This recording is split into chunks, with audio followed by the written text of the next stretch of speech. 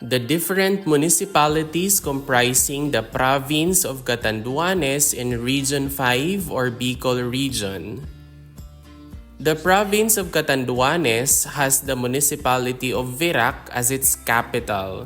It is a part of the Luzon Island Group in Region 5 or Bicol region.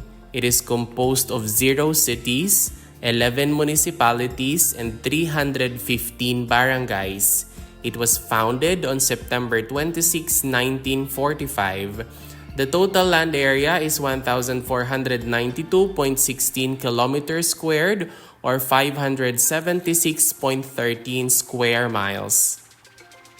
Catanduanes is bordered clockwise from the northeast by the Philippine Sea, Lagonoy Gulf, and Maqueda Channel. Here are the different municipalities comprising the province of Catanduanes in Region 5 or Bicol region.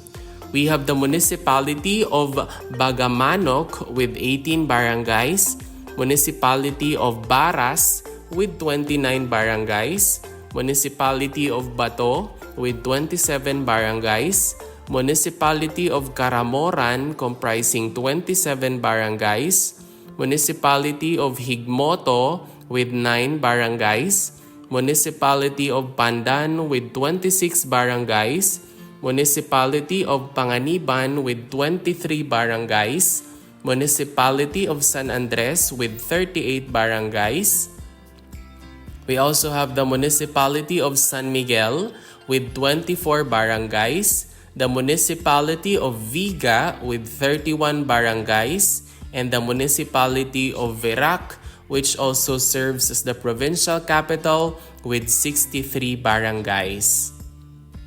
And that is all about the different municipalities comprising the province of Catanduanes in Region 5 or Bicol region.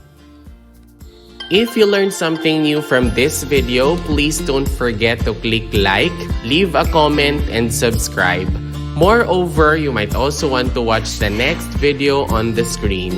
Maraming salamat, thank you for watching, and see you in the next video.